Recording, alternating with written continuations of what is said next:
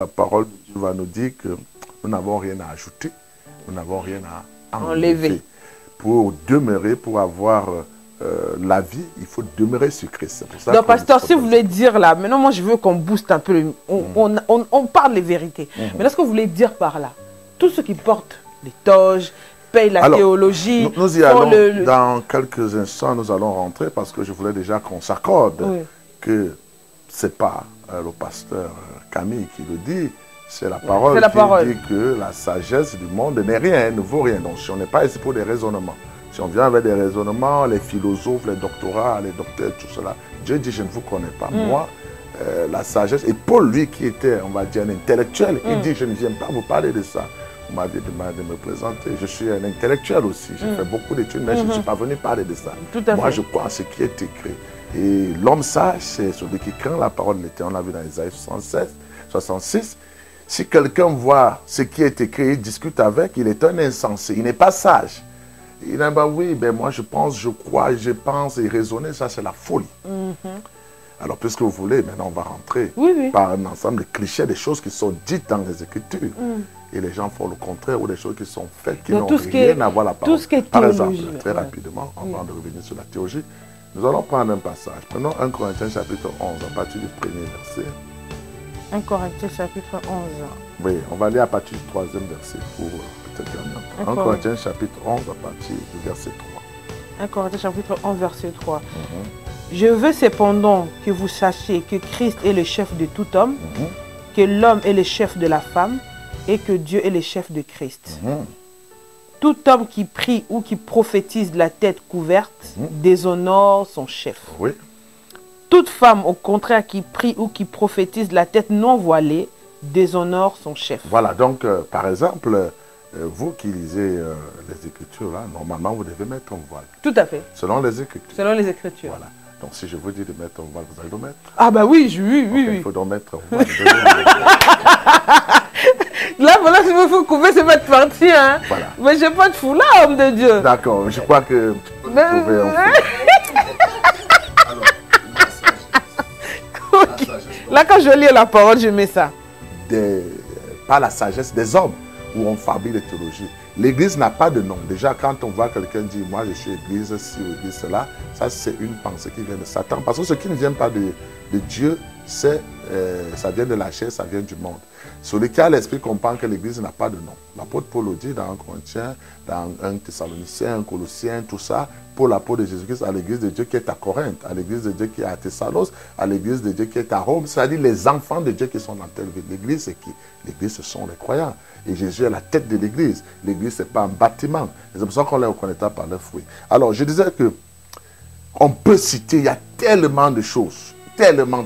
Mais là, le problème n'est pas là. Si on vous dit, vous corrigez ceci, c'est comme une maison qu'on bâtit. Si la fondation, elle est ratée, ben, ça ne sert à rien de venir parce que vous avez vu une fissure là, vous venez vous raccommoder là-bas, ben, ça va s'écrouler. Seigneur Jésus. Moi-même, je n'ai même pas de foulard. Toi, tu n'as pas un foulard? Non. On ne va pas couvrir sa tête. C'est-à-dire qu'un soi-disant prêtre ou pape qui met la tête et qui prie, ça c'est pas la sagesse, c'est pas respecter ce que Dieu dit. Et la femme qui ne se voile pas, elle ne respecte pas l'Éternel. On dit déshonore son chef.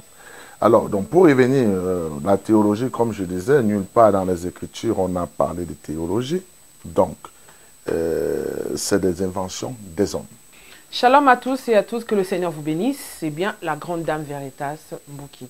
Tous mes meilleurs vœux pour cette année 2025, que le Seigneur vous bénisse, que la grâce continue à couler, parce que sa parole dit, oui, le bonheur et la grâce nous accompagneront tous les jours de notre vie. Voici, je suis là. La grâce de Dieu coule et j'ai dit merci au Seigneur. Vous êtes dans votre émission Le Temps de la Parole sur A Ciel Ouvert chaîne chrétienne. Suivez-nous sur YouTube, A Ciel Ouvert officiel TV, sur Panza Yasango et Bana Yambetenge. Vous serez vraiment bénis à travers cette émission. J'ai un plaisir de recevoir un homme de Dieu parce que le Seigneur est un Dieu puissant et toute nation témoigne que Jésus-Christ est Seigneur. J'ai un plaisir de recevoir un homme de Dieu qui vient du Cameroun, qui veut nous parler de la parole divine aujourd'hui. Je vais laisser la parole à l'homme de Dieu. Bonsoir, homme de Dieu. Bonsoir, Razi, merci. Et je rends grâce à Dieu parce que C'est Dieu qui permet toutes choses. Amen.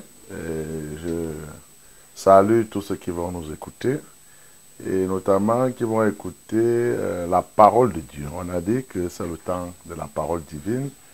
Effectivement, la parole divine, la parole de Dieu. Et au commencement était la parole. La parole était avec Dieu et la parole était Dieu. Donc, nous allons parler donc de la parole de Dieu aujourd'hui, selon que Dieu nous fait grâce. Je voulais vous présenter au peuple de Dieu qui nous suivent sur nos plateformes, à ciel ouvert chaîne chrétienne, qui est suivi par tout le monde, qui est l'homme de Dieu. Je n'ai pas mentionné le nom. D'accord, donc je suis le pasteur Onana et je ne vais pas dire du Cameroun, mais je vais dire je suis du royaume. Je suis du royaume. J'aime souvent dire aux gens, je suis juif, parce que Paul va dire, le juif, c'est celui qui n'est pas celui qui en a les dehors. Donc, des nouveaux juifs aujourd'hui, s'il ne faut pas dire ainsi. Mais vous venez du Cameroun, vous résidez au Cameroun. Sur le plan Chanel, tel que l'apôtre Paul pouvait également dire que s'il faut parler selon la chair, je suis juif, je suis de la tribu, etc. Donc oui, je viens du Cameroun. Donc je suis homme de Dieu, je suis pasteur. Parce que nous devons parler toujours selon la vérité. Et selon les Écritures, il y a des ministères qui sont reconnus. Parce que nous allons parler de la parole de Dieu, dont nous parlons de l'Église véritable, l'Église de Dieu. Et là-bas, il y a 5 ministères. Nous avons les apôtres, les prophètes, les évangélistes, les pasteurs et les docteurs. Dans ces ministères dont je suis pasteur, selon Dieu. Vous êtes le pasteur selon Dieu. Gloire à Dieu. Pasteur Camille Onana. Que le Seigneur vous bénisse. Merci pour cette opportunité. On va écouter la parole de Dieu. Tout d'abord, avant de rentrer dans notre thème que vous allez nous aborder ce soir, ça dépend de l'heure, le bien-aimé vont suivre cette émission. Tout d'abord, qui est le pasteur Camille Onana? Ah ben, le pasteur Camille Onana est un privilégié de Dieu, à qui Dieu a fait grâce, qu'il a prédestiné avant la fondation du monde déjà pour le sauver, et qu'il a préparé dès le sang de la main pour faire de lui berger dans son église. Parce que Camille Onana donc est pasteur par la grâce et par la vertu de Dieu. Tel que l'apôtre Paul pouvait dire, Paul, l'apôtre de Jésus-Christ, par la volonté de Dieu et non la volonté d'un homme. Parce que dans l'église véritable, c'est Dieu qui enseigne, c'est Dieu qui fait. Donc le pasteur Camille Onana n'a pas fait une école de théologie ou une école des hommes pour devenir pasteur, mais c'est Dieu qui l'a enrôlé tel qu'il a enrôlé nos prédécesseurs. Parce que selon effectivement cette parole de Dieu, l'Église est aujourd'hui bâtie sur le fondement des apôtres et des prophètes de Christ Jésus-Christ étant la pierre angulaire. Donc nous faisons ce que nous avons vu nos prédécesseurs faire. Jamais il y a eu d'école de théologie, mais c'est Dieu lui-même qui a formé les œuvres dont j'ai été formé. Et par Dieu lui-même, tel qu'il m'a donné la grâce d'écouter les Écritures selon les fondateurs et également les bâtisseurs aujourd'hui. Donc voilà ce que je peux dire. Alors dans le ministère, dans la foi, depuis une quinzaine d'années, et voilà ce que l'on peut dire. Mais davantage, comme je dis, on ne parlera pas vraiment du pasteur parce que l'homme n'est rien. Si je parle ici, c'est par Christ. Et c'est pour ça que dans Éphésiens 4:11, la parole de Dieu dit on a appelé les uns comme pasteur, comme prophète, parce qu'en fait, c'est Jésus qui est le pasteur. Donc, nous, ce que j'ai aimé, vous avez dit la théologie. Une parenthèse que je vais ouvrir. Vous êtes contre la théologie? Bon, alors, je ne suis pas, en fait, moi, intitulé personne et contre des choses. Et je suis, en fait, pour la parole de Dieu. Et je crois que quand on regarde les Saintes Écritures, depuis depuis la Genèse jusqu'à l'Apocalypse, il n'y a nulle part, on ne parle pas de la théologie. Parce qu'en fait, théologie, si on va étymologiquement, ça veut dire l'étude de Dieu. Et je crois que personne ne peut étudier Dieu. Il n'a ni commencement ni fin. Donc, effectivement, la théologie, c'est simplement une invention humaine. Et nous allons voir tout à l'heure, puisqu'on parlera d'un thème, nous avons la sagesse. La théologie vient de la sagesse des hommes qui ont pensé quelque chose. Et nous verrons la sagesse de Dieu sur laquelle nous nous sommes accouchés. Gloire à Dieu. On va rentrer dans notre sujet. Voilà, donc effectivement, donc, ce soir, où nous allons parler de la sagesse. La sagesse. La sagesse véritable, la sagesse selon Dieu, c'est quoi la sagesse?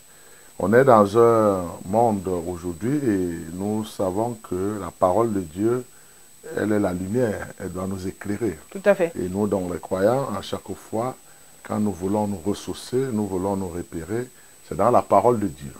Alors donc, si à chaque fois qu'on veut comprendre quelque chose, nous interrogeons les Saintes Écritures.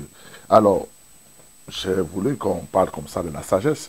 Si on dit c'est quoi la sagesse, déjà, en termes de définition, si vous entrez dans un dictionnaire, on vous dira, je vais lire, la sagesse dans un dictionnaire, on va dire c'est une qualité de quelqu'un qui fait preuve d'un jugement droit, sûr, averti dans ses décisions, ses actions, il a tranché avec sagesse habituelle, qualité de quelqu'un qui agit avec prudence, modération, caractère de son action, il n'a pas une sagesse d'attente. Donc, ça veut dire quelqu'un donc de sage, ça c'est... Et nous avons des exemples de personnes sages que le monde nous présente souvent. Des personnes qui souvent résolvent des conflits, par exemple, dans le monde. On va dire des hommes de paix, un homme sage, on va dire des sages d'Afrique. On va vous dire, par exemple, en Afrique, c'est un chef, là, on dit c'est un homme sage.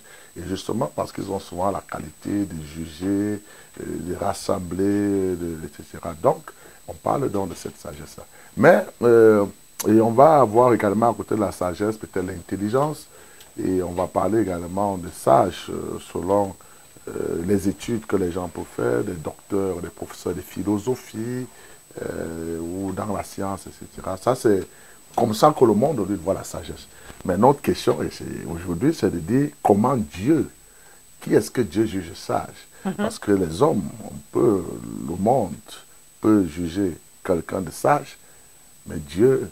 Dieu ne trouve pas en lui la sagesse. Donc c'est de cette sagesse, puisque nous avons dit sa parole de Dieu, c'est quoi la sagesse selon Dieu? Pour cela, nous allons rentrer dans les Écritures en lisant un premier passage, notamment dans le livre de Proverbes, où là-bas on nous révèle déjà que Proverbes chapitre 1 verset 7. Proverbes chapitre 1 verset 7. Vous voulez lire ou bien? Comme vous voulez, pasteur. Hein, oui, lisez-nous ce passage. Proverbe 1, chapitre 7. Proverbe chapitre 1, verset 7. Oui, je lis la parole au nom de Jésus. La Bible dit, la crainte de l'Éternel est le commencement de la science. Les insensés méprisent la sagesse et l'instruction. Voilà, donc la crainte de l'Éternel, c'est le commencement de la science. Dans d'autres versions, on vous dira, et puis on dit les insensés dont méprisent la sagesse et l'instruction. Donc, pour Dieu, crainte de l'Éternel, c'est là le commencement même de la sagesse. Quelqu'un qui ne craint pas Dieu n'est même pas dans le début de la sagesse. C'est-à-dire que si on a un homme qui peut résoudre tous les conflits, qui est un grand médiateur, qui a fait beaucoup d'études, qui avait tout, et s'il ne craint pas l'Éternel, ça ne sert à rien. Il est simplement quelqu'un qui n'est pas sage. Il est un insensé. Ok. Donc, ça veut dire que, pour nous, donc, le sage, c'est celui qui craint l'Éternel. Et nous allons donc voir dans la crainte de l'Éternel, et c'est quoi? Celui qui craint l'Éternel, dans Isaïe 66, Dieu dira là-bas, nous pouvons lire à partir du premier verset, où l'Éternel, le prophète Isaïe prophétise en disant que les temps viendront dans la nouvelle alliance, notamment parce que c'est Isaïe qui prophétise la venue du Messie, du Seigneur Jésus-Christ. Nous allons lire Isaïe 66 à partir du premier verset. Isaïe 66 à partir du premier verset. Je lis la parole de Dieu. Ainsi parle l'Éternel, le ciel est mon trône et la terre mon marchepied. Quelle maison pourriez-vous me bâtir et quel lieu me donneriez-vous pour demeure? Verset 2. Oui. Toutes ces choses, ma main les a faites, et toutes ont reçu l'existence, dit l'Éternel. Continuons. Voici sur qui je porterai mes regards, sur celui qui souffre et qui a l'esprit abattu, sur celui qui craint ma parole. Alléluia. Donc, c'est celui qui craint la parole de l'Éternel. Donc, la crainte de l'Éternel, c'est de craindre sa parole. Alors, donc, crainte de l'Éternel, la sagesse, c'est celui-là, quand si la parole de Dieu dit quelque chose, je crains cette parole, je la mets en pratique, je me soumets à cette parole. Sinon, je ne suis pas sage. Le commencement, c'est de craindre. Mais maintenant, vivre la sagesse, et on va pouvoir dire que tel homme est un homme sage, c'est celui-là, effectivement, qui se soumet et qui craignent la parole de l'Éternel. Tout à l'heure, c'est pour ça que nous allons prendre quelques clichés dans les Écritures et nous allons voir que beaucoup, le monde, malheureusement, ne se soumet pas ou ne craint pas cette parole. La parole de Dieu. Alors ça, si Dieu a dit quelque chose, il ne réfléchit pas, il ne raisonne pas avec sa tête. Si Dieu a dit c'est oui, c'est amen. Parce que la foi, la croyance en Dieu, c'est de reconnaître qu'il est effectivement le Dieu Tout-Puissant. Il est celui qui est le Créateur. Et donc on ne peut pas être plus sage que son Créateur. On ne peut pas raisonner son Créateur. Donc si son Créateur, si l'Éternel a dit quelque chose de le faire, je le fais sans réfléchir. Nous voyons Abraham, par exemple, à qui le Seigneur a dit, donne-moi ton fils. Il n'a pas réfléchi à savoir, mais Dieu, c'est à 100 ans que tu m'as donné un fruit de mes entrailles. Sarah, mon épouse, a 90 ans. Et tu avais promis que tu feras de moi le père d'une nation nombreuse. Et il est évident que c'est toi qui as montré le miracle pour ta gloire. Mais comment encore tu demandes? Est-ce que tu n'es pas en train de te tromper? Est-ce que tu as vraiment bien réfléchi? Est-ce que Abraham n'a pas résisté? Abraham a simplement obéi. Parce qu'il fait confiance. Il a la crainte de l'Éternel. Si Dieu a dit, Dieu est le sage. Si je ne comprends pas, et Pierre l'a aussi fait, ou quelque part, Pierre, Jésus va dire aux uns, si vous ne mangez de ma chair, si vous ne buvez de mon sang, vous ne pouvez pas avoir la vie éternelle. Les disciples ont dit qu'ils la suivaient. Qui peut entendre cette parole? Elle est difficile. Ils sont partis. Et Pierre, Jésus leur dit, mais vous ne partez pas aussi. Qu'est-ce que Pierre dit? Pierre ne comprend pas aussi cette parole. Mais il dit, Seigneur, à qui d'autre irons-nous? Tu as les paroles de la vie. Amen. Voilà l'homme sage. Et c'est pour cela que quand nous allons tout à l'heure faire des clichés pour montrer combien est-ce que le monde se comporte plutôt en insensé du fait qu'ils ne craignent pas l'Éternel. Et nous verrons donc tous ces gens que le monde juge des sages, selon Dieu, ne sont pas sages. Pour ne pas dire, c'est des insensés. Alors, nous allons parler de 1 Corinthiens chapitre 2, et où là-bas encore, dans la nouvelle, l'apôtre Paul va nous parler de la sagesse du véritable. 1 Corinthiens chapitre 2, nous allons lire à partir du premier verset. 1 Corinthiens chapitre 2, à partir du premier verset, j'ai lu la parole de Dieu. Pour moi, frère, lorsque je suis allé chez vous, ce n'est pas avec une supériorité de langage ou de sagesse que je suis allé vous annoncer le témoignage de Dieu. Car je n'ai pas eu la pensée de savoir parmi vous autre chose que Jésus-Christ. Et Jésus-Christ crucifié. Moi-même, j'ai été auprès de vous dans un état de faiblesse, de crainte et de grand tremblement. Et ma parole et ma prédication ne se reposaient pas sur le discours persuasif de la sagesse, mais sur une démonstration d'esprit et de puissance. Verset 5. Afin que votre foi fût fondée non sur la sagesse des hommes, mais sur la puissance de Dieu. Verset 6. Verset 6. Cependant, c'est une sagesse que nous prêchons parmi les parfaits, sagesse qui n'est pas de ces siècles, ni de chefs de ces siècles, qui vont être anéantis. Nous prêchons la sagesse de Dieu mystérieuse et cachée, que Dieu, avant le siècle, avait destinée pour notre gloire. Sagesse qu'aucun de chef de ce siècle n'a connue, car ils l'eussent connu, ils n'auraient pas crucifié le Seigneur de gloire. Voilà, donc, Amen, comme je disais, la parole de Dieu, Amen. Et Paul ici, il dit que je suis venu vers vous, ce n'est pas avec une sagesse du langage, afin que votre foi ne soit pas basée sur ma sagesse. Mais je ne vous ai pas prêché autre chose que Christ et Christ crucifié. Donc nous parlerons encore aujourd'hui. Paul, qui est Paul? Paul, c'est il rappelle ça quelque part dans le livre de Galates, qu'il était avancé dans le judaïsme, également dans 2 Corinthiens, il était animé d'un zèle excessif, il était avancé dans le judaïsme plus que ceux de son âge. C'était un savant selon le monde. Il était docteur dans la Torah. Alors, mais il dit, je ne viens pas vous parler de ça. Cette sagesse-là non humaine, où j'ai eu des diplômes. D'ailleurs, il dit que je regarde ces choses comme de la boue, à cause de l'excellence de la révélation que j'ai reçue en Jésus. Mais que votre foi soit basée sur une seule chose, sur Christ et Christ crucifié. Le mystère de Christ crucifié dont nous allons parler aujourd'hui, sur la foi sur laquelle aujourd'hui, nous sommes fondés. Et justement, donc, la sagesse qui commencera par là de croire en Jésus-Christ crucifié. Car sans Christ crucifié, il n'y a pas de vie, il n'y a rien. Alors, donc, il nous dit, c'est une sagesse que le monde, le siècle présent, n'a point connue. Et car s'ils avaient connu cela, ils n'auraient pas crucifié le Seigneur de gloire. De même, aujourd'hui, parlant justement de la théologie, par exemple, dont on a fait cas, alors, il y a un système, les hommes ont réfléchi, se sont dit, ils peuvent faire une école pour apprendre Dieu, payant, payant, faire des touches, tout un système.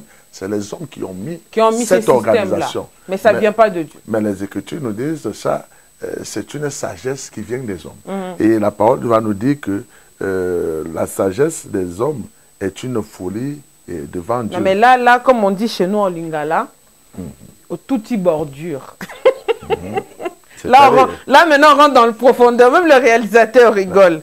Donc, comme on dit à Lingala, au touti bordure, c'est-à-dire que vous venez de cogner le mur, en fait. Vous venez de dire quelque chose qui est véridique, selon la parole, selon la sagesse de Toge. Ça ne vient pas... C'est nulle part. En tout cas, l'apôtre Paul, dans Acte 20, verset 27, il dit, je vous ai enseigné tout le conseil de Dieu sans en rien cacher. Et là, c'est quand il fait appeler des pasteurs, après avoir fini en Asie, sa mission apostolique, il dit, bon écoutez, moi je vous ai présenté le conseil, le message, tout ce que vous avez besoin pour paître le troupeau. Il dit, veillez donc sur le troupeau sur lequel le Saint-Esprit vous a établi évêque, c'est-à-dire pasteur ou berger, je suis pur de votre sang. Et quand nous voyons le conseil de Dieu dans l'Église, parce qu'il faut savoir que l'Église commence au jour de la Pentecôte avec l'effusion du Saint-Esprit, nous n'avons vu nulle part où il y a eu de telles choses, où les gens se sont assis, et on a fait une école de théologie, on a donné des diplômes, des titres. Ça, ce sont des choses de la sagesse du monde qui sera anéantie. Dans Apocalypse 20, verset 22, là-bas, la parole de Dieu va nous dire que nous n'avons rien à ajouter, nous n'avons rien à enlever. Pour demeurer, pour avoir la vie, il faut demeurer sur Christ. Donc, pasteur, si vous voulez dire là, maintenant moi je veux qu'on booste un peu, on parle les vérités. Mais est-ce que vous voulez dire par là, tous ceux qui portent les toges, payent la théologie... Nous y allons, dans quelques instants, nous allons rentrer parce que je voulais déjà qu'on s'accorde que ce n'est pas le pasteur Camille qui le dit, c'est la parole qui dit que la sagesse du monde n'est rien, elle ne vaut rien. Donc, si on n'est pas ici pour des raisonnements, si on vient avec des raisonnements, les philosophes, les doctorats, les docteurs, tout cela, Dieu dit, je ne vous connais pas. Moi, la sagesse, et Paul, lui, qui était, on va dire, un intellectuel, il dit, je ne viens pas vous parler de ça. Vous m'aviez demandé de me présenter. Je suis un intellectuel aussi. J'ai fait beaucoup d'études, mais je ne suis pas venu parler de ça. Moi, je crois en ce qui est écrit. Et l'homme sage, c'est celui qui craint la parole de l'Éternel. On l'a vu dans Isaïe 66. Si quelqu'un voit ce qui est écrit, il discute avec, il est un insensé. Il n'est pas sage. Il dit, ben oui, ben moi je pense, je crois, je pense et raisonner, ça c'est la folie. Alors, puisque vous voulez, maintenant on va rentrer par un ensemble de clichés, des choses qui sont dites dans les Écritures. Et les gens font le contraire, ou des choses qui sont faites qui n'ont rien à voir la parole. Par exemple, très rapidement, avant de revenir sur la théologie, nous allons prendre un passage. Prenons 1 Corinthiens chapitre 11, à partir du premier verset. 1 Corinthiens chapitre 11. Oui, on va aller à partir du 3e verset pour peut-être gagner en temps. 1 Corinthiens chapitre 11 à partir du verset 3. 1 Corinthiens chapitre 11 verset 3. Je veux cependant que vous sachiez que Christ est le chef de tout homme, que l'homme est le chef de la femme et que Dieu est le chef de Christ. Tout homme qui prie ou qui prophétise la tête couverte déshonore son chef. Oui. Toute femme, au contraire, qui prie ou qui prophétise la tête non voilée, déshonore son chef. Voilà, donc, par exemple, vous qui lisez les Écritures, là, normalement, vous devez mettre un voile. Tout à fait. Selon les Écritures. Selon les Écritures. Voilà. Donc, si je vous dis de mettre un voile, vous allez le mettre. Ah bah oui, oui. Il faut donc mettre un voile. Là, voilà, si vous faut couper, c'est votre partie, hein. Voilà. Mais je n'ai pas de foulard, homme de Dieu. D'accord, je crois que tu peux trouver un foulard. Alors, la sagesse. Là, quand je lis la parole, je mets ça. Non, vous la mettez même parce qu'on a fait Seigneur Jésus. Moi-même, je n'ai même pas de foulard. Toi, tu n'as pas de foulard? Non, l'homme plutôt, dans ne doit pas couvrir sa tête. C'est-à-dire qu'un soi-disant prêtre au pape qui met la tête et qui prie, ça c'est pas la sagesse, c'est pas respecter ce que Dieu dit. Et la femme qui ne se voile pas, elle ne respecte pas l'éternel. On dit déshonore son chef. Alors, donc pour revenir, la théologie, comme je disais, nulle part dans les Écritures, on a parlé de théologie. Donc, c'est des inventions des hommes. Nous faisons ce qui a été laissé par Christ. Et l'Église, selon le Seigneur, nous pouvons voir, nous allons lire dans Matthieu chapitre 16 au verset 18, nous allons voir, vous m'avez parlé tantôt de ma doctrine. En fait, si j'ai une doctrine, c'est la doctrine de mon Seigneur, qui est la doctrine de Christ. Alors, dans Matthieu 16 au verset 18, nous allons lire cette partie de l'Écriture. Matthieu 16, verset 18.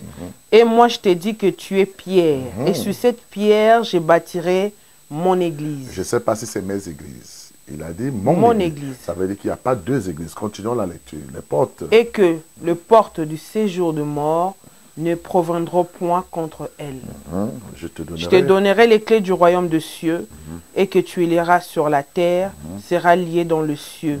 Et ce que tu délieras sur la terre sera délié dans le cieux. Alors Jésus dit à Pierre, après que Pierre a eu la révélation selon laquelle lui, Jésus, est le Fils de Dieu, il dit, je te dis, c'est sur la base de cette révélation-là, toi Pierre, tu vas révéler les clés pour entrer dans le royaume. L'église, donc l'église, je bâtirai mon église, l'église n'est pas encore existante.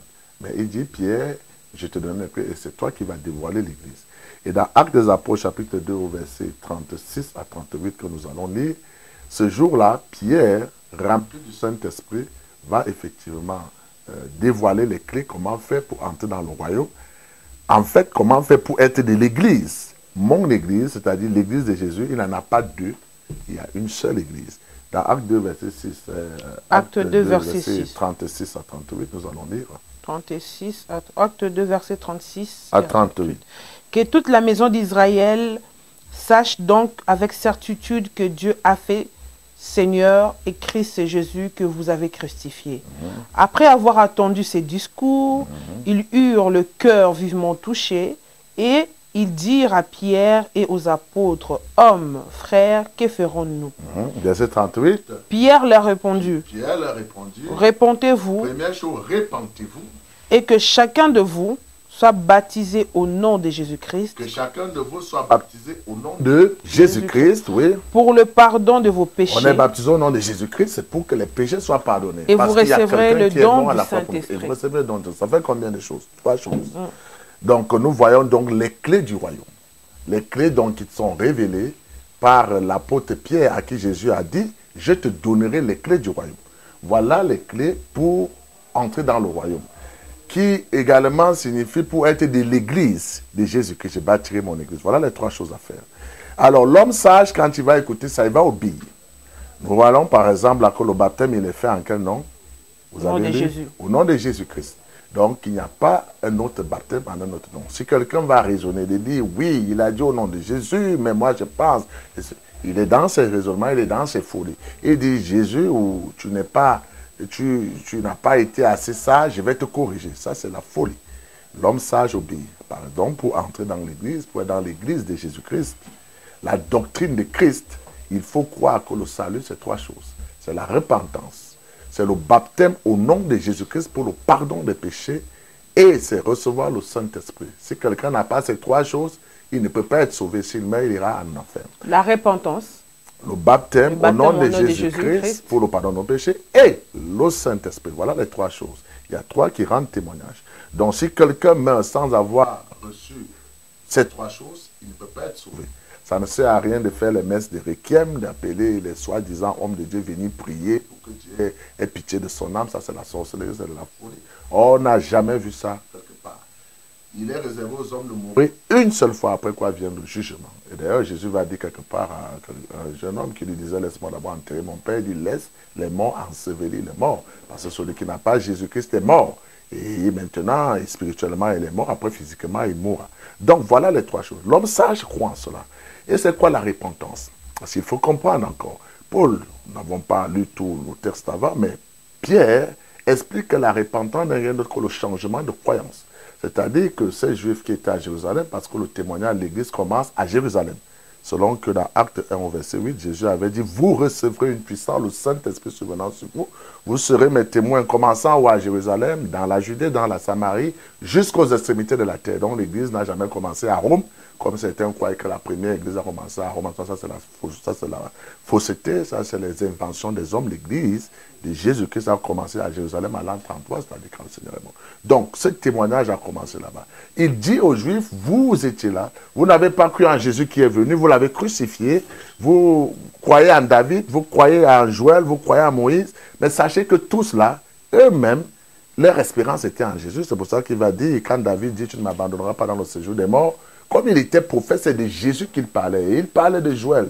Dans Joël 2, il dira, dans les derniers temps, tu répandras de ton esprit sur toutes tes chair, vos fils et vos filles prophétiseront. En ce jour-là, alors tout dans qui confessera le nom du Seigneur sera sauvé. Donc, voilà ce que Pierre donne comme discours. Et à la fin, il dit dans verset 36 que nous avons lu, acte 2, 36, que toute la maison d'Israël sache avec certitude. La certitude, ça veut dire qu'il n'y a pas de doute que Dieu a fait Seigneur. Première chose, écrit, c'est-à-dire Messie, c'est Jésus-là que vous avez crucifié.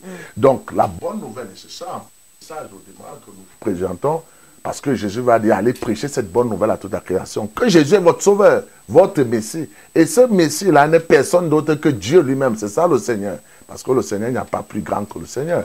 Donc, la bonne nouvelle, c'est de savoir, donc, c'est ce qu'il est dit, c'est Jésus-là, il est votre sauveur. C'est lui qui est venu, donc, résoudre le problème de ce péché, que dans la loi, vous étiez encore en train d'égorger les agneaux, les taureaux, les sacrifices. Tout ça a été aboli. Il est venu de le sacrifice, donc, suprême, qui est venu, donc, vous affranchir, ôter le péché, régler ce problème pour vous réconcilier avec Dieu.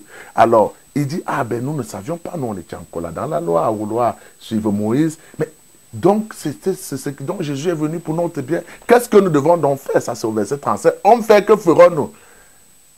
Nous avons crucifié, dit que non, c'est pas fini, il n'y a pas de problème, restez tranquille. Verset 38, première chose, repentez-vous. La repentance, donc, c'est quoi? C'est le changement de croyance. La repentance, c'est de reconnaître que j'étais sur une mauvaise voie. Je me répands donc, je viens à la nouvelle voie. Je crois donc, et cette nouvelle voie, c'est la croyance en cet évangile-là, que Jésus vraiment est mon Seigneur Sauveur, de le suivre, de ne plus suivre les autres voies.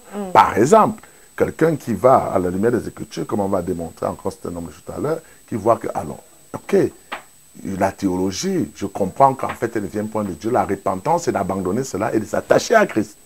Quelqu'un, par exemple, qui, lui... Tout ça, en fait, homme de Dieu, je vous parlais très bien. La repentance.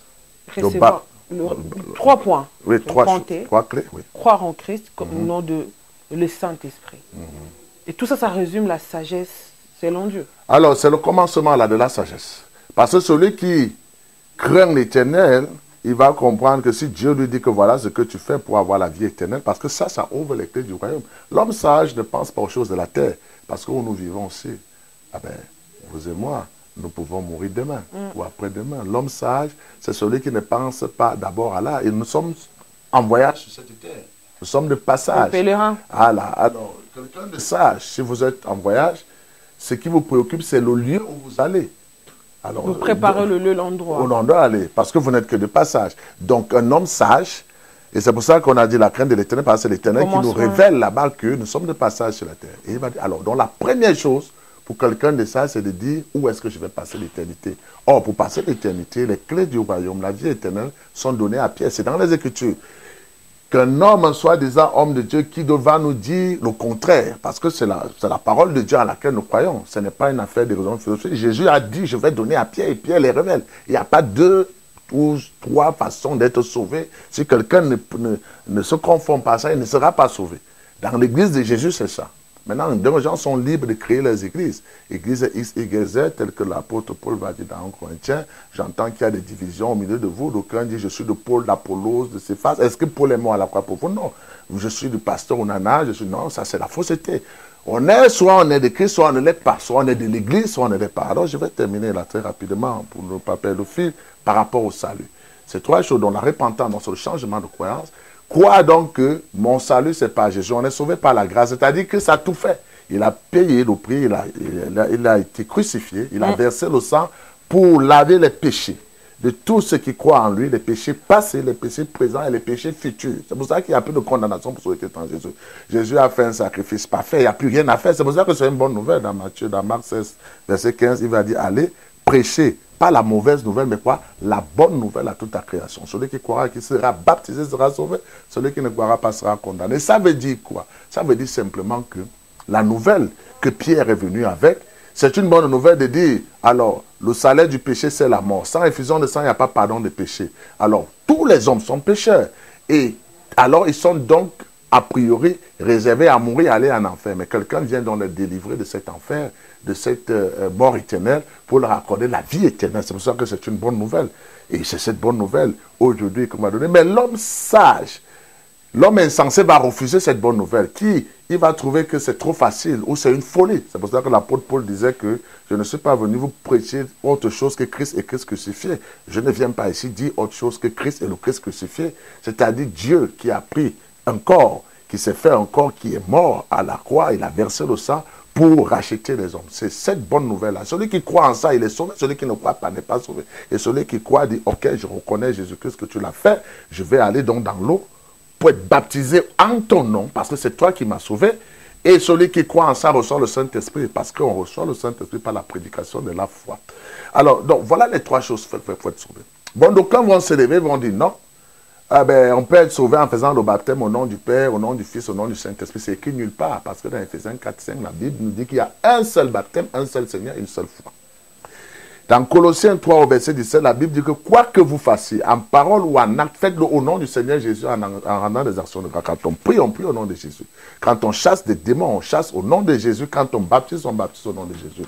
La Bible dit que Jésus a reçu le nom dans Philippiens 2, qui est au-dessus de tout nom, de qui tout genou fléchit dans les cieux, sur la terre, dans les eaux plus bas que la terre.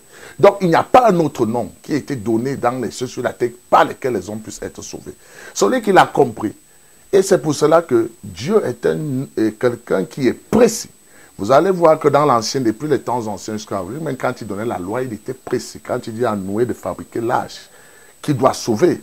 L'arche est donnée, les dimensions sont données avec précision. Si Noé dit non, pourquoi tu as dit tel nombre de coudées et tout cela, Noé a obéi. De même, il n'y a pas d'autre salut en dehors de ce que Pierre a révélé là. Si quelqu'un se lève, et il vient prêcher un autre évangile, tel que l'apôtre Paul le dit dans Galates, là-bas au chapitre 1, verset 6 à 10. Si quelqu'un vient annoncer un autre évangile, que celui qui vous a été prêché, que cet évangile-là soit maudit et anathème. Donc tout évangile qui va venir et qu'il n'y a pas de baptême, on peut être sauvé sans baptême, comme d'aucuns viennent dire souvent que non, le baptême n'est pas nécessaire.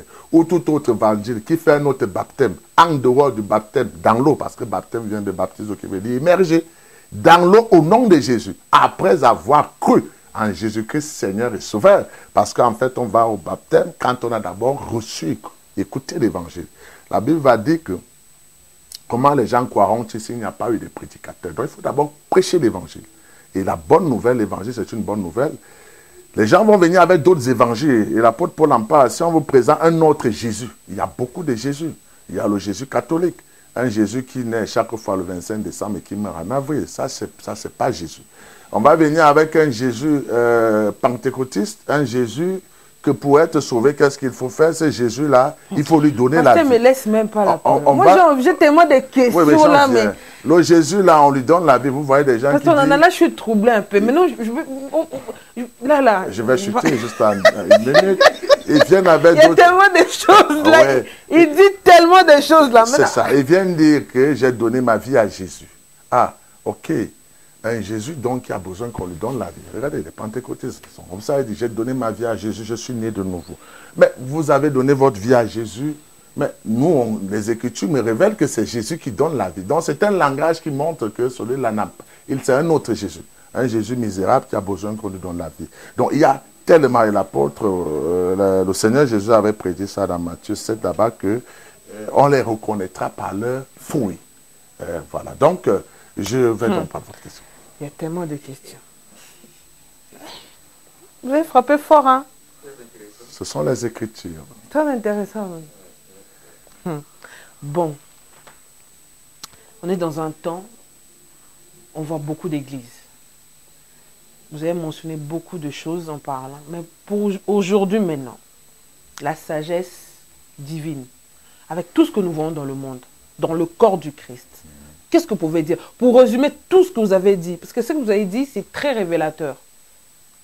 Tout ce que vous avez dit, c'est très révélatrice, la parole. Les paroles que vous avez venues de sortir, c'est très révélatrice. Maintenant, dans le temps actuel, parce qu'aujourd'hui, comme vous avez dit, j'ai donné ma vie à Jésus. En fait, les 25 décembre, Jésus. Avril, Pâques, juin, Pentecôte. Maintenant, pour vous, toge, théologie, tout ça là, recevoir Jésus quand quelqu'un est dans son lit, en train de partir, et des hommes de Dieu viennent prier. Et vous avez dit beaucoup de choses, hein. Ceux qui sont en train de nous suivre, il y aura le contact du pasteur. Donc, vous allez poser des questions, le contacter. Pasteur, maintenant, dans le temps que nous sommes là, qu'est-ce que vous pouvez dire? Ben, nous sommes dans les temps de la fin, ça c'est ce qui est certain. Et ce qui se passe n'est pas surprenant.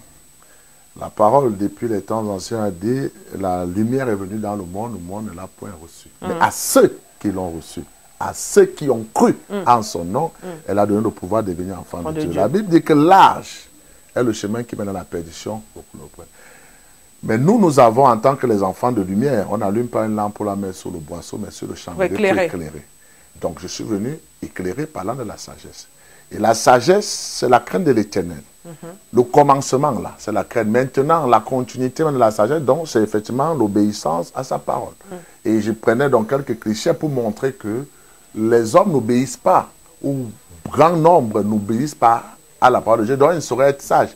C'est-à-dire que la majorité des gens que nous avons autour du le monde est insensé. Et ça, c'est aux yeux de Dieu. Le monde, les hommes vont trouver qu'il y a beaucoup de sages, des diplômés, des professeurs, des agrégés, des spécialistes de ci, des gens. Ça, c'est le monde. Mais devant Dieu, il y a très peu de sages. Et les seuls sages, ce sont ceux qui sont effectivement comme Pierre, comme Paul, qui obéissent à la parole de Christ. Les sages, ce sont premièrement ceux-là qui sont les enfants du royaume, qui sont dans l'église du Seigneur Jésus. Si vous n'êtes pas dans l'église de Jésus, vous n'êtes pas sage. Donc le commencement déjà, c'est de croire et d'entrer dans l'église. Mais l'évangile que nous voyons aujourd'hui, on voit beaucoup, il y en a qui s'autoproclament. Je suis pasteur. C'est écrit dans les Écritures. Il nous ramène le message du combat spirituel. Oui, on peut lire quelques passages, peut-être on n'a pas le temps, mais je vais... Oui, revenir, mais tout que nous voyons aujourd'hui, beaucoup d'enfants de Dieu sont dessus. Beaucoup se retrouvent dans les maisons. Beaucoup ne comprennent plus. Ils ne croient plus aux hommes de Dieu. Voilà, donc ils ne croient plus aux prophéties. C'est pour ça que première chose, parlant donc de la sagesse, j'ai dit, c'est la crainte de l'Éternel, c'est l'obéissance à sa parole. Premier conseil, c'est qu'il faut que les gens lisent les Écritures.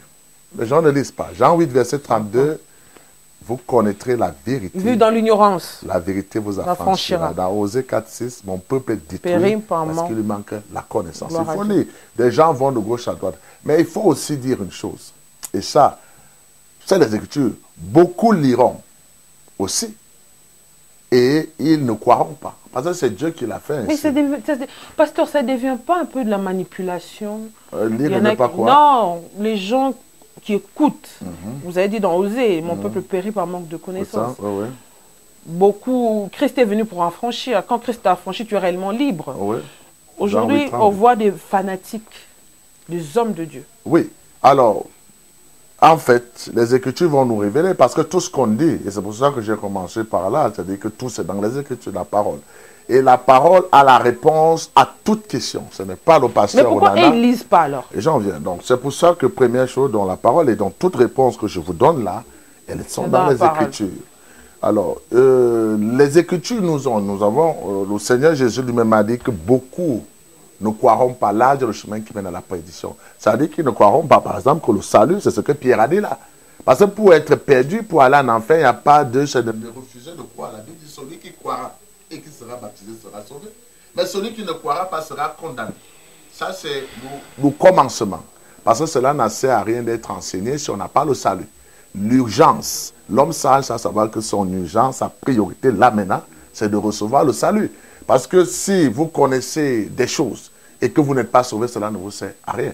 Par exemple, si vous savez qu'il faut mettre un foulard sur votre tête et que vous n'avez même pas le salut, ça ne sert à rien. Mais parce que vous savez comment moi, quand je prie, je mets mon foulard. Je dis donc, si vous le savez, vous n'avez pas le salut, cela ne sert à rien. Si vous savez, par exemple, qu'il ne faut pas payer les dîmes comme les faux prophètes exploitent les populations avec les dîmes, les offrandes, vous le savez.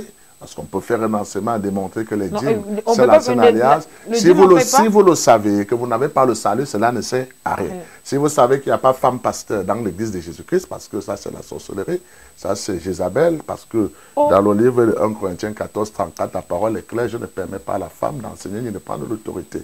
Cela est également dit dans 1 Timothée 2, 9 à 11.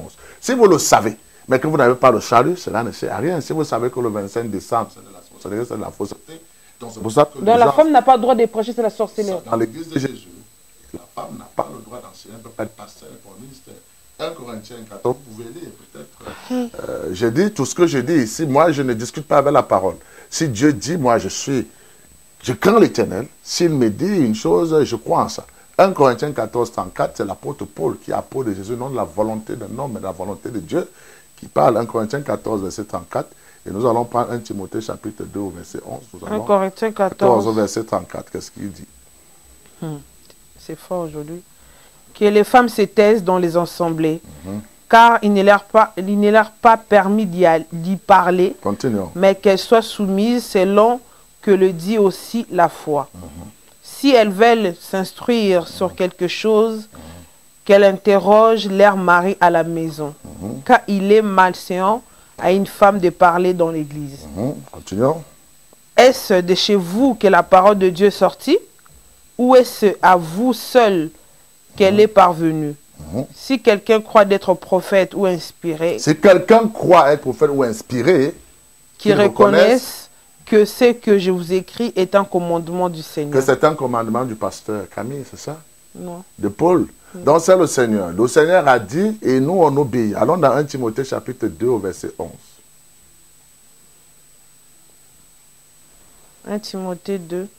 Verset 11. Verset 11. Que la femme écoute l'instruction en silence avec une entière soumission. Continuons. Je ne permets pas. Je ne permets pas à la femme d'enseigner ni de prendre de l'autorité sur l'homme. Donc si les gens sont libres, la sagesse des hommes vont dire non, mais il y a des femmes aussi intellectuelles qui savent lire la Bible, alors non, on va faire pasteur. Ils sont libres de le faire, mais ça c'est leurs églises. Ça c'est leur Jésus à eux qui acceptent cela. Le Jésus, dans l'église de Jésus, l'église du Seigneur, dans laquelle Pierre et Paul ont été, et que nous continuons. Tous ceux qui sont de Dieu croient en cette parole, ils obéissent. Il n'y a pas femme pasteur. Il n'y a pas les dîmes, il n'y a pas, je ne sais pas, les Pâques ou les Noëls, il n'y a pas les messes de Requiem, il n'y a pas les mariages célébrés par les soi-disant hommes de Dieu. Ça, c'est vu nulle part. Et les Écritures enseignent, mais le Seigneur Jésus va dire on ne met pas du vin nouveau dans les vieilles eaux. C'est pour ça que la première chose, c'est qu'il faut d'abord devenir enfant de Dieu. C'est-à-dire, il faut devenir une nouvelle hôte. Il faut avoir le Saint-Esprit. Parce que pour recevoir la parole de Christ, il faut, d'ailleurs dans Acte 2, 38, plus tard à 42, on dit, tous ceux qui acceptaient sa parole furent baptisés. Et le nombre de disciples augmenta ce jour d'environ 3000 âmes. On continue vers ce ils persévéraient dans les enseignements. Les enseignements de qui? Des apôtres. Dans la communion fraternelle, dans la fraction du pain et dans les prières. Voilà l'Église. Donc, pour être enseigné, il faut d'abord avoir cru. C'est pour cela que, si je parle de la sagesse, mais c'est d'amener les gens à comprendre que l'homme sage, c'est celui qui pense à la vie éternelle. Qui ne pense pas à ce que je vais manger demain, ce que dans un an, je vais acheter une maison, je vais... Tout ça, le Seigneur Jésus va dire dans Matthieu 6, 33, c'est les païens qui cherchent. Qu'est-ce que je vais manger demain? Qu'est-ce que je vais me bêtir? Jésus dit, le Seigneur sait que vous en avez besoin. Cherchez, cherchez, premièrement, le royaume et la justice de Dieu. Et aujourd'hui, la parole nous révèle, par Pierre, que pour entrer dans le royaume, il faut se repentir. Se repentir, ça, il faut croire que tu es pécheur, tu es incapable par toi-même d'être sauvé, et tu as besoin d'un sauveur, et ce sauveur, c'est Jésus-Christ, et il a accompli la mission, il a payé le prix, il faut donc croire qu'il est ton sauveur. Il a versé le sang pour la rémission de tes péchés. Il n'y a plus de condamnation. Et le salut, il est fait une fois pour toutes. On ne perd pas le salut. Si on a cru en Jésus, on est sauvé une fois pour toutes. Ce n'est pas qu'aujourd'hui, tu es sauvé, après demain, on dit que tu as commencé encore à pécher, tu as rétrogradé, et donc si tu ne répands pas là, tu as perdu le salut. Ça, c'est la fausseté. Ça, c'est des évangiles qu'on entend dans ces églises, comme vous avez dit, qui sont créées par la sagesse des hommes, où on fabrique des théologies. L'église n'a pas de nom. Déjà, quand on voit quelqu'un dire, moi je suis église ci ou église cela, ça c'est une pensée qui vient de Satan. Parce que ce qui ne vient pas de Dieu ça vient de la chair, ça vient du monde.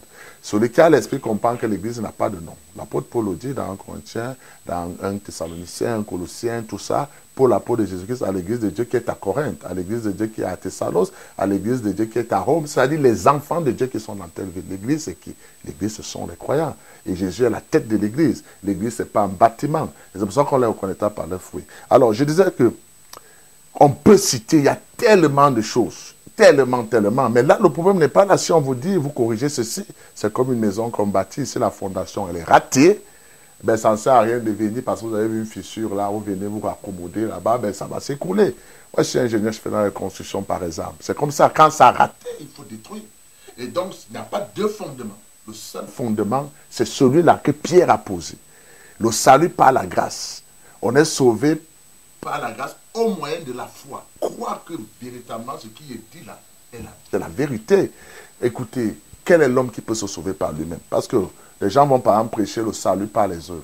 Il faut faire la catéchèse, il faut une carte de baptême. Ça veut dire vous payer de l'argent. On a vu le jour là, ceux qui ont accepté, la Bible dit 3000 personnes ont cru. Mais l'évangile, ça marche avec l'argent de Dieu. Il faut payer. Vous avez reçu gratuitement, donné gratuitement. L'évangile est gratuit.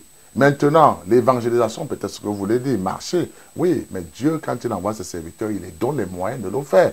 Il vous donne les moyens de marcher à pied, par exemple. Il vous donne les moyens de payer un transport. Peut-être d'être ici, là, aujourd'hui. Mais on ne vit pas de l'évangile. On ne vient pas prêcher pour être. Parce que celui qui vous envoie en mission, c'est Dieu. Et Dieu qui est le pourvoyeur, le détenteur de l'or et de l'argent, on n'a pas besoin de dépouiller le peuple pour pouvoir les sauver. Mais si le peuple lui-même, il donne, il donne. Mais effectivement... il peut donner... Et c'est pour ça qu'on a parlé des gens. Chez vous, il n'y a pas la dîme, l'offrande, il y en a quand même. C'est pas chez nous. Dans l'église du Seigneur Jésus. Moi, je n'ai aucune église. Je suis de l'église du Seigneur. Et si quelqu'un veut non, vérifier... mais vous avez une église, c'est-à-dire... l'église, c'est les croyants. Voilà, par exemple, c'est l'église. La Bible va dire l'église se réunit en église. Par exemple, là maintenant. Il y a les frères Kofi. Les frères Kofi qui est là. Frère Kofi qui est là. Oui, voilà le frère Kofi, voilà la sœur Mariam. La sœur Mariam. Aujourd'hui, là, si Jésus me fait une lettre, là, il va dire... mais frère Kofi, quand même, il donne l'offrande. Il ramène l'offrande. J'en viens pour vous dire déjà qu'il faut comprendre que l'église, c'est les croyants. Alors, quand on salue l'église de Dieu qui est à Paris, on peut dire l'église de Dieu qui se réunit. Si par exemple, c'est un lieu de réunion de l'église, l'église de Dieu qui se réunit à tête d'or. Il faut comprendre que l'église, c'est ça. Maintenant, la question, c'est de dire, et là, on est dans les enseignements. Ce que vous parlez là, c'est de donner dans l'église. Parce que dans l'église de Jésus, il y a, pour le dire, je vous enseigne tout le conseil de Dieu. Donc, toutes les questions ont des réponses. Mais je vais vous dire, je vais vous le dire tout à l'heure, je vais dire aux auditeurs, mais ça ne leur sert à rien s'ils ne le connaissent, s'ils n'ont pas la vie éternelle. Mais je vais le dire puisqu'on est là. Dans l'église, je dis, il n'y a pas les dîmes. Ça n'existe pas. Allez voir depuis Actes des Apôtres jusqu'à la fin. Paul, Pierre, Jean n'ont jamais parlé de dîmes. Les dîmes faisaient partie de la loi. Ce n'est pas la dîme, mais les dîmes. Je parle bien. Parce que ils vont venir payer la dîme. Ils disent que c'est de l'argent. Il faut mettre dans une enveloppe. Ça, c'est des pratiques mensongères qui n'ont jamais existé. Je dis même dans la loi. Parce que dans la loi, on va vous parler des dîmes. Il y avait 7 sortes de dîmes. Dans Deutéronome 14, 22, 29, là-bas, vous allez voir les 3 premières sortes de dîmes. Il y avait la dîme de la première année. Et quand vous allez aller lire, la dîme n'a jamais été de l'argent, c'était quelque chose de comestible. Chaque année, tu mettras ce que... L'animal. Voilà, c'était des choses comestibles. Et qui mangeait la dîme? Nous allons les lisons rapidement. Deutéronome chapitre 14, à partir du verset 22. Le temps que vous trouvez le passage, et je vais vous dire que vous allez voir donc à contraire, dans l'église, ce n'est même plus praticable cela, même si on avait voulu. Mais dans les dîmes, dans l'église, il y a le donné, notamment les collectes. Deutéronome chapitre 14. À partir du verset 22. À partir du verset 22. Tu lèveras la dîme de tout ce que tu produiras ta sémence. Ta semence. De ce que tu rapporteras ton champ chaque année. Et tu mangeras devant l'Éternel. Chaque jour, chaque mois ou chaque année? Chaque année. Chaque année, continuons. Et tu mangeras devant l'Éternel ton Dieu. Tu donneras à l'homme de Dieu, c'est ça? Non. Tu feras comment? Tu mangeras. Alors, qu'est-ce que les soi-disant hommes de Dieu demandent aux gens de faire? C'est pour ça qu'on a dit que Osée 4, verset 6, mon peuple est détruit. C'est pour ça que nous avons dit aux gens de lire. Il faut qu'ils lisent. Et maintenant, il est évident qu'en lisant, s'il n'y a pas quelqu'un pour vous conduire, vous avez vu l'eunuque éthiopien, lorsque Philippe dans le désert, dans acte 8, le rencontre, il est en train de lire le livre du prophète Ésaïe. Parce que l'Esprit demande à Philippe d'aller dans le désert. Et il voit le chat et il va vers lui et lui dit, est-ce que tu comprends ce que tu lis là? Qu'est-ce que l'eunuque éthiopien lui dit, qui était ministre de la reine d'Éthiopie, qui était ministre des Finances? Et il lui dit, comment comprendrais-je si quelqu'un ne m'explique? La Bible dit Et il dit, de qui parle-t-il le prophète? Le livre d'Isaïe 53, qui disait, elle a été menée comme une brebis destinée à la boucherie. La parole de Dieu dit que Philippe, commençant par là, il lui annonça la bonne nouvelle du royaume. Parce que c'est ça le plus important. Il peut connaître de qui il s'agit le prophète, mais si on ne lui présente pas l'évangile, qui le sont, parce que c'est d'abord ça, par là qu'on commence. Il lui a dit, et donc, il a donc été baptisé, il a été effectivement ainsi sauvé. Alors, depuis donc que l'Église existe, nulle part on a parlé des affaires des dîmes. Ça n'existe pas, c'était la loi. Donc on mangeait la dîme. C'est toi qui mangeais la dîme de première année. Il y avait la dîme de troisième année, cette fois-là, si vous continuez la lecture. Le Lévite, l'orphelin, la veuve, il devait venir chez les Israélites, au devant de sa porte. Il y avait la dîme du roi. Il y avait la dîme de la dîme, le souverain sacrificateur qui était Aaron à l'époque. Aujourd'hui, le souverain sacrificateur, il est où? C'est Jésus-Christ, tu vas voir Jésus pour lui donner. Donc c'est en fait une ordonnance, ces ordonnances ne sont même plus praticables. Si on voulait même nous faire, Dieu est un Dieu précis. Mais les faux prophètes vont venir, comme ils servent maman. La Bible dit que tu ne peux pas servir deux personnes, 2 maîtres à la fois. Tu ne peux pas servir Dieu et l'argent. Car tu aimeras un et tu haïras l'autre. Comme c'est l'argent qu'ils aiment, ce n'est plus chaque année, c'est chaque mois. C'est de l'argent à mettre dans l'enveloppe et c'est de donner à quelqu'un. Même les veuves, les orphelins, tous, ils les escroquent, ils les exploitent. La Bible nous parle des dons volontaires dans 2 Corinthiens, oui, dans 2 Corinthiens, dans 1 Corinthiens 16, dans Galates chapitre 6, verset 6. On va parler des dons volontaires. Celui à qui t'enseigne, tu lui donnes volontairement sans tristesse, parce que c'est ça qui a la récompense. Tu es libre et c'est Dieu qui produit en nous le vouloir et le faire. C'est lui qui donne les capacités. Ça a des récompenses non seulement dans le siècle présent, mais également dans le siècle à venir. C'est ça l'Église. Je vous dis, quand vous avez la vérité, vous êtes vraiment libre. Vous le faites, vous pouvez donner plus que la dîme entre guillemets. Il peut arriver que vous donnez même 50% de votre temps, de votre bien, mais vous le faites volontairement parce que l'Esprit vous convainc que vous êtes en train de faire véritablement l'œuvre du Seigneur. Et il n'y a personne qui sème dans la maison de Dieu et qui n'en reçoit pas les récompenses. Donc, et pourquoi le monde suit beaucoup ces faux prophètes et ces faux docteurs? C'est parce qu'eux-mêmes, c'est ce qui les intéresse. Ils ne pensent qu'aux choses de la terre. Vous allez voir dans 2 Timothée 3:1, la Bible va dire là-bas que 2 Timothée 4:1, que dans les derniers temps, les gens n'aimeront pas la saine doctrine. Ils auront la démangeaison d'attendre les choses agréables. Ils se feront une foule de docteurs selon leurs désirs. La Bible dit que, effectivement, ils seront aussi comme ça menés, ils seront égarés par des faux docteurs, des faux prophètes. Eux sur qui la ruine ne sommeille point. Mais ceux qui sont de la vérité, ils ne sont pas nombreux, mais ils existent. Et quand nous on vient prêcher, nous ne prêchons pas pour avoir la foule, puisque sinon Dieu se contredirait. La Bible est claire que rétréci est le chemin qui mène à la vie, peu sont ceux qui l'empruntent. Ça a été cela hier. Et un véritable homme de Dieu n'est pas aimé du peuple. Ce n'est pas les foules ou bien le truc, parce que le monde aime ce que leur maître, qui est Satan, le truc, pour avoir la gloire et les honneurs sur cette terre. Un soi-disant homme de Dieu qui est aimé, qui mène les foules, c'est parce que Satan est avec toi. Vous allez voir que dans Luc chapitre 4, là-bas, à partir du premier verset, Satan va élever Jésus sur une montagne, il dit, regarde tous ces royaumes et leur gloire, cela m'a été donné. Je donne à qui je veux. Si tu te prosternes devant moi, je te les donnerai. Et Jésus, qu'est-ce qu'il dit? Tu n'adoreras l'Éternel que toi seul. Tu ne te prosterneras devant l'Éternel, ton Dieu, et tu ne l'adoreras que lui seul. Et c'est ça. Nous, on a choisi, effectivement, Seigneur, Jésus, Seigneur, moi je ne peux pas faire autre chose que le Seigneur Jésus me dit. Donc si Jésus me dit de faire une chose, par exemple que tu es pasteur, sinon il serait de mon avantage de dire aux gens de payer des dîmes, ça me ferait beaucoup d'argent, mais je ne suis pas là pour ça, je suis là pour la vérité. Et si j'enseigne quelque chose, le Seigneur me jugera. Donc, nous aimons la vérité, et c'est ça l'homme sage, celui-là qui se soumet à la parole de Christ. Paul, qui était solier, a abandonné tous les avantages qu'il avait. Il avait reçu dans Acte 9, il a reçu des lettres pour aller arrêter. Il était quelqu'un d'important dans la société. Mais il dit, je regarde ça comme la boue. Parce qu'il sait le trésor, ce qu'il a reçu. À quoi ça sert un homme? Vous avez des biens, vous mourrez là demain, vos enfants commencent à se bagarrer. Ça, c'est l'homme bête. En conclusion, comme pour parler de la sagesse, celui qui ne suit pas l'Éternel, c'est quelqu'un de bête. C'est quelqu'un d'insensé. Le sage, c'est quelqu'un là qui est prêt à tout renoncer pour Christ. Si Christ me dit aujourd'hui d'abandonner tout, de tout faire par rapport à lui, va à gauche ou va à droite, comme je suis là aujourd'hui. J'ai beaucoup de choses à faire, mais le Seigneur a voulu que je vienne par rapport à tout cela. Et malgré tous ces incidents, tout ce qu'il a pu, on vient là, on est pour le Seigneur. Ce n'est pas pour un gars sordide. Le Dieu que je sais, le Dieu véritable, le détenteur de l'orage, il a dit qu'il me vêtira, il le fera. C'est ça la foi. Mais les gens croient aux choses de cette vie. Et Dieu leur donne selon leur foi. Ce n'est pas le fait de prier, de jeûner, d'avoir des biens sur cette terre qui fait que le Dieu que vous adorez, le Dieu véritable. Non, d'ailleurs, il le dit. Beaucoup me diront, n'avons-nous pas prophétisé en ton nom? N'avons-nous pas fait beaucoup de miracles? Il dira, je ne vous connais pas, vous qui commettez. Quiconque n'a pas cru que Jésus-Christ est tout pour lui, son Seigneur, son Sauveur, qui a été baptisé au nom de Jésus-Christ et qui persévère dans les enseignements des apôtres, la communion fraternelle, qui est dans l'église de l'État, quel que soit ce qu'il a reçu comme soi-disant miracle, il ira en enfer. Parce que Dieu ne le connaît pas. Ce sont les Écritures, c'est Jésus qui l'a dit. Il n'y a pas deux clés, je vous dis. Si vous avez la clé de votre maison avec 3 clés, vous avez le portail, vous avez le salon et vous avez la chambre pour aller vous reposer. Si une seule de ces clés n'y a pas, vous n'entrez pas. Et si vous entrez comme un voleur, la parole de Dieu dit qu'on va vous chasser. Vous savez, comme les brigands, c'est ce qu'il dit. Donc, si quelqu'un vient et dit, oui, moi, je parle au baptême, mais je veux être sauvé, il n'y a pas. Il faut croire l'obéissance. Dieu, c'est un Dieu précis des détails. Donc, et c'est pour ça que dans l'Apocalypse 22, là-bas, il dit quiconque enlèvera ou quiconque ajoutera, son nom également sera retranché. Gloire à Dieu. Merci beaucoup, homme de Dieu, Camille. On peut avoir, tout à l'heure, je vais demander vos coordonnées.